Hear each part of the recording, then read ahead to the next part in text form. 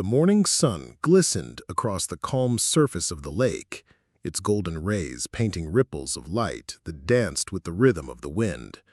To anyone passing by, it was an ordinary day, a gentle breeze brushing against the trees, the faint sound of birdsong echoing through the still air, and the occasional splash of fish leaping for insects that skimmed the water. But for James Carter, the man who had spent nearly 3 decades preserving this lake with his bare hands and every ounce of his soul, today felt different. He woke up with a strange heaviness in his chest, as if the world was preparing to test him once again. James wasn't just the caretaker of the lake. He was its guardian, its protector, and in many ways, its father. Long before anyone else cared for its murky waters, James had taken it upon himself to clean it, nurture it, and transform it from a neglected patch of weeds and stagnant mud into a serene oasis that drew families from miles away. What had once been an abandoned, mosquito-infested swamp now glimmered like a jewel, a place where children laughed as they skipped rocks across the water, where old men found peace in fishing at dawn, and where mothers strolled along its grassy banks, watching sunsets that felt painted just for them. This lake was James' legacy. He had invested not only his money, but also countless hours of sweat and labor. Every wooden bench along the trail was hand-sanded by him. Every patch of wildflowers that bloomed along the shoreline had been planted by his withered hands. He poured love into this land the way an artist pours soul into a masterpiece. And so, when James received a letter weeks earlier from the local homeowners association, the HOA, claiming that his beloved lake was common property and therefore subject to their control, his heart had sunk. He knew what it meant. It meant strangers with pens and clipboards were going to try to tell him how to run the place he had built with blood and sacrifice. At first, he laughed it off. "These people must be joking," he muttered under his breath, tossing the letter onto his kitchen counter. But as days passed, more letters came. Then came the threats of fines. Then came the so-called violation notices, accusing him of unauthorized modifications to the shoreline. James shook his head each time he read them, disgusted at the audacity. "Unauthorized?" he scoffed. "I built this with my own hands. I didn't ask permission because it was mine long before they ever cared." And so now, on this particular morning, James was about to face the HOA in a way he hadn't before. For weeks, his neighbors had whispered rumors. Some said the HOA had grown impatient and would send representatives to confront him. Others claimed lawyers were already involved, circling like vultures. James tried to stay calm, continuing his usual routine, feeding the ducks that waddled near the pier, raking leaves from the walking path, and checking the water pump system that kept the lake circulating. But deep down, he knew confrontation was inevitable. By mid-morning, the stillness of the lake was broken. James was standing near the pier, tightening a loose board, when he saw them. 2 black SUVs rolling slowly down the gravel road toward his property. The vehicles gleamed like polished obsidian, their tinted windows reflecting the sun. His heart thudded heavily against his chest. "So it begins," he muttered. The SUVs came to a halt, and from them stepped out 3 men and 2 women, all dressed in sharp suits, their expressions carved with arrogance. They moved in unison, like a flock of crows descending on prey. At the front was Richard Langston, the HOA president, a man who James had crossed paths with only a few times, but had heard plenty about. Richard was the kind of man who lived for control. He wore his authority like armor and believed titles made him untouchable. His perfectly combed silver hair, pressed navy suit, and polished shoes gave off the impression of success, but his cold, calculating eyes revealed the truth. Power was his addiction.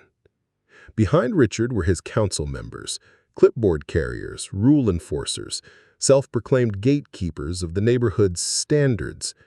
They strutted toward James with the confidence of people who believed they owned everything their gaze touched. "Mr. Carter," Richard called out, his voice smooth but laced with condescension, "we need to talk." James wiped his hands on his jeans and stood tall, his weathered frame still carrying the strength of years of hard work. He didn't smile. He didn't offer a handshake. "What do you want, Richard?" he asked firmly. Richard smirked, shaking his head as if talking to a naive child. "James, don't make this harder than it needs to be. We're giving you a chance to cooperate. If you refuse, we'll escalate this legally. And trust me, you don't want that fight." The tension was thick. Even the birds seemed to have gone silent, as if nature itself was holding its breath. James took a step forward, his eyes locked on Richard's. "I've faced harder fights than you could ever imagine," he said quietly but firmly. "If you want this lake, you'll have to take it from me yourself." The HOA council stiffened at his words. Richard's smirk faltered, replaced by a flicker of irritation. He wasn't used to being challenged. In his world, people cowered at the mention of lawsuits and fines. But James didn't cower. He stood like a stone, unmovable and unafraid. And so, the battle lines were drawn, not with guns or swords, but with pride, arrogance, and the will of a man who refused to let strangers rewrite his story. The silence that followed James's defiant words felt heavier than the humid summer air. Richard Langston, usually so quick to dominate a room, or in this case, a lakeside, stood momentarily stunned. The rest of the HOA council shifted uneasily behind him, their confident smirks melting into guarded glances. They hadn't expected this. In their minds, James Carter was just another stubborn old man who'd eventually buckle under the weight of legal threats.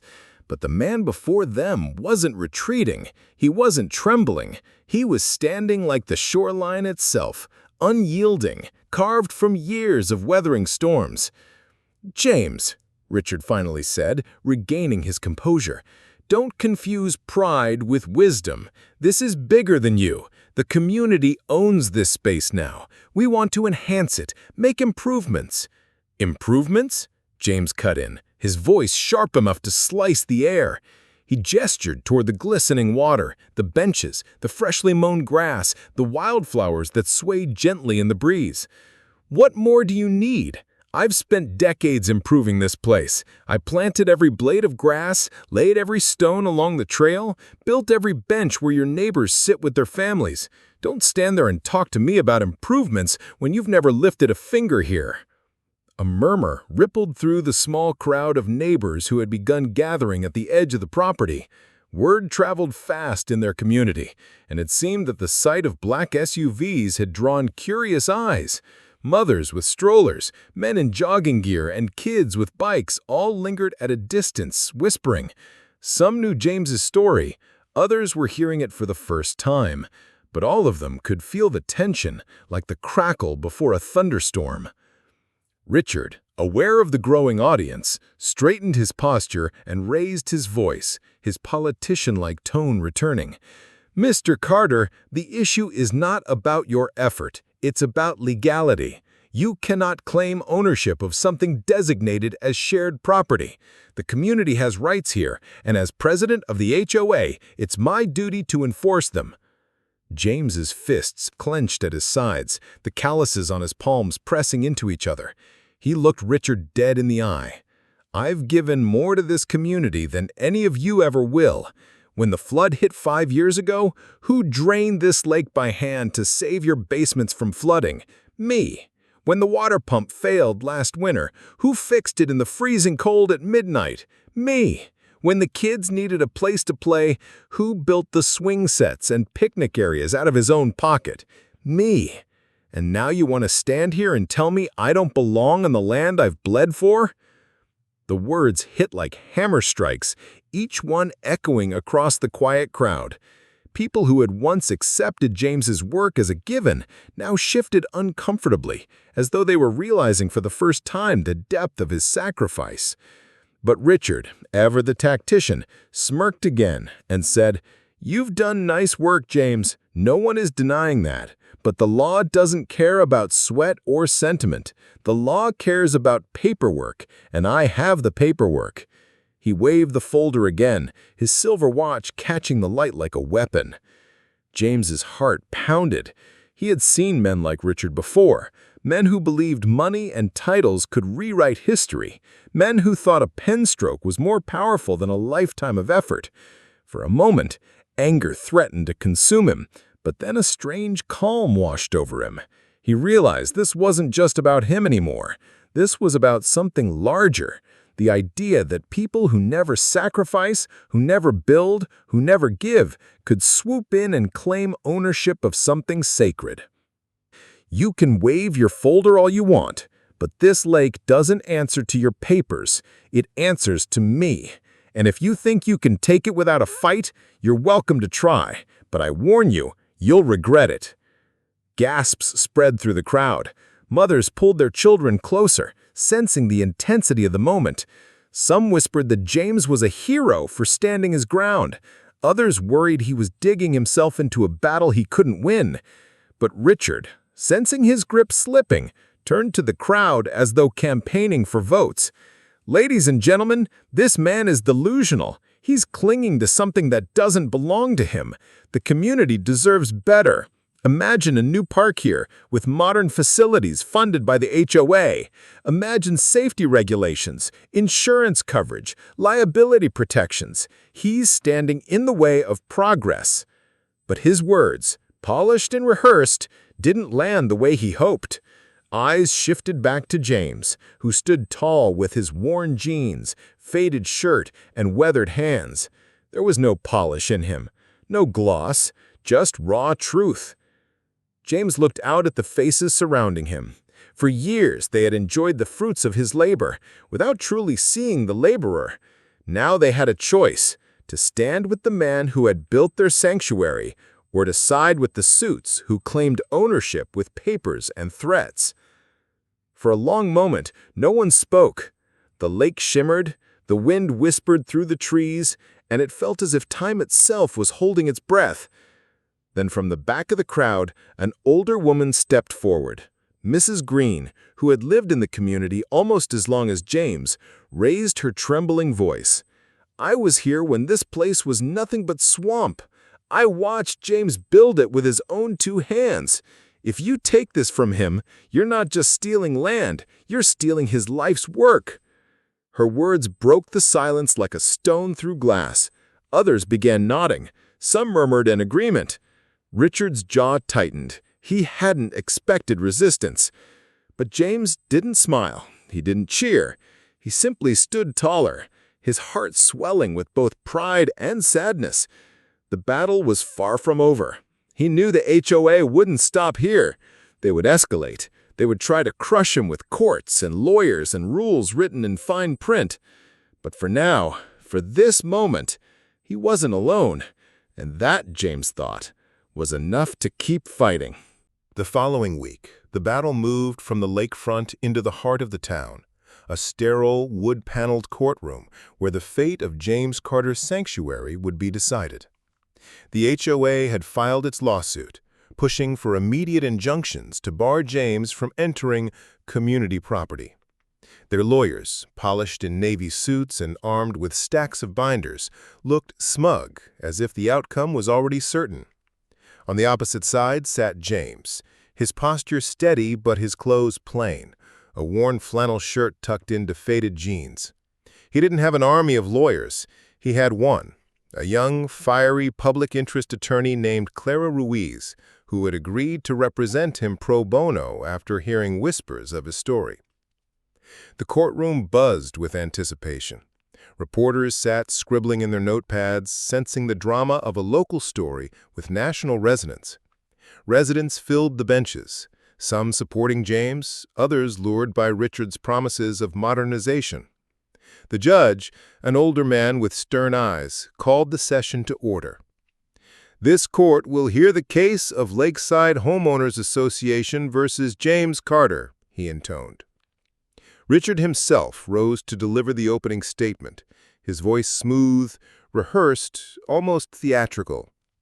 "Your Honor, members of the court, this case is about order. It is about fairness. Mr. Carter has, for years, trespassed upon and manipulated land that does not belong to him. The HOA, elected by the people, simply seeks to restore balance, to ensure the lake and surrounding grounds are managed responsibly, legally, and with the community's best interests in mind. We respect Mr. Carter's contributions, but personal effort does not equal ownership. We have documents proving the land is community property, and we ask the court to enforce that law. Murmurs of agreement rippled through Richard's supporters. He bowed slightly and returned to his seat, confident he had established dominance.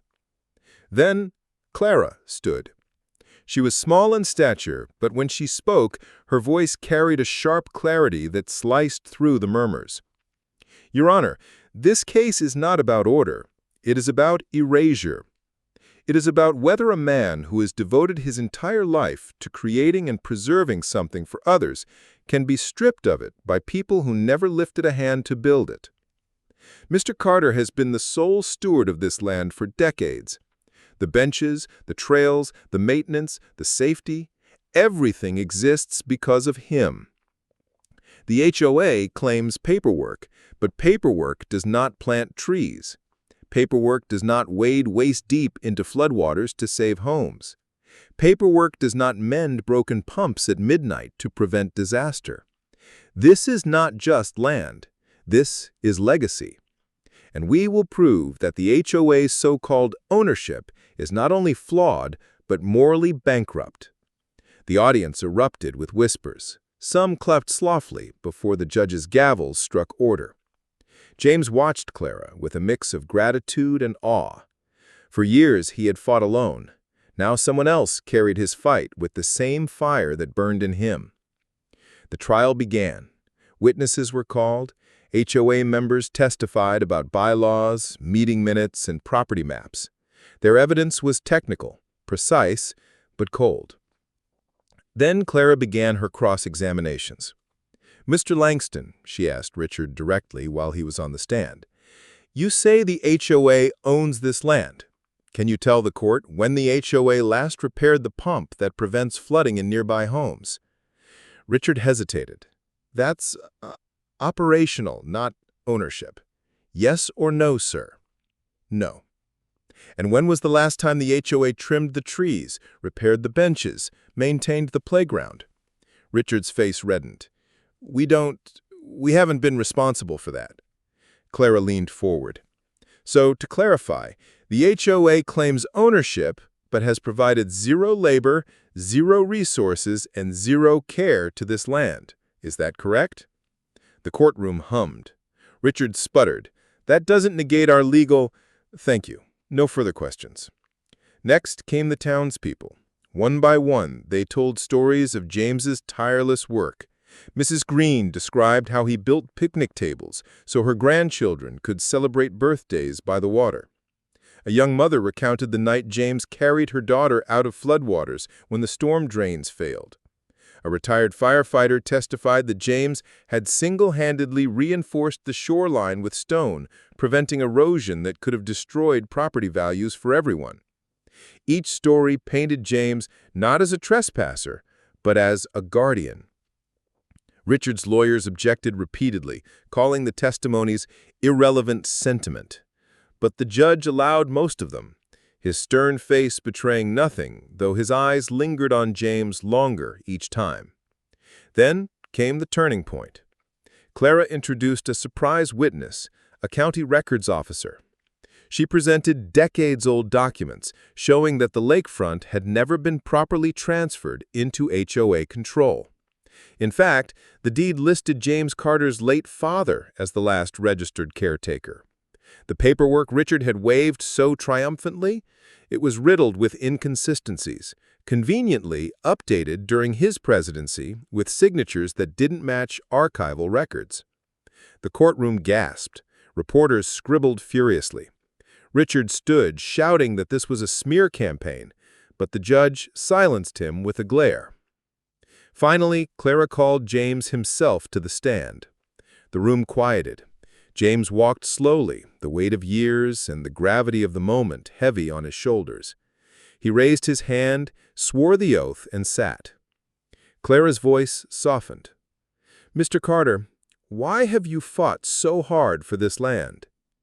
James looked around the courtroom, at the faces of neighbors, at the lake shimmering through the window, at Richard glaring daggers.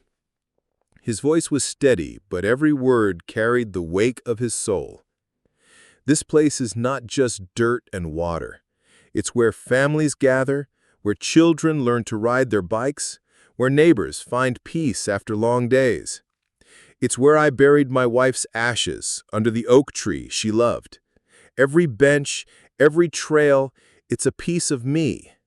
I never asked for recognition. I never sent a bill. I did it because it was right. But now men who never cared about it want to take it for themselves. Not to protect it, not to love it, just to control it. I can't let that happen. Not for me, not for her, not for this town. Tears glistened in the eyes of some spectators.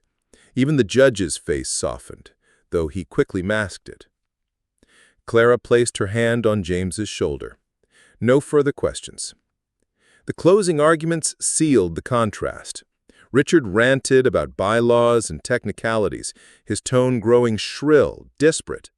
Clara spoke of community, legacy, and truth, weaving the testimonies and documents into a narrative of justice. The jury deliberated for hours. James sat silently, staring at his calloused hands. He didn't pray for victory. He only prayed that the truth would finally be seen. When the jury returned, the air was thick with anticipation. The forewoman stood, her paper trembling slightly. In the matter of Lakeside Homeowners Association versus James Carter, we find in favor of the defendant. The courtroom erupted. Cheers, sobs, and applause filled the chamber. Richard slumped in his chair, pale and defeated. Clara hugged James, whispering, "You did it." But James shook his head softly. "We did it." As the crowd poured out, James walked slowly toward the lake. Reporters clamored for quotes, neighbors reached out to thank him, but he moved past them all. He reached the old oak tree where its wife's memory lived, placed a hand on its bark, and let out a long breath. The lake shimmered, calm and eternal. For the first time in years, James felt at peace. He hadn't just defended land. He had defended dignity, truth, and the idea that real ownership comes not from papers or titles, but from love, sacrifice, and care. And as the sun dipped below the horizon, casting golden light across the water, James Carter knew one thing with absolute certainty. The battle had changed more than property lines. It had changed hearts. And that, he thought, was the truest victory of all.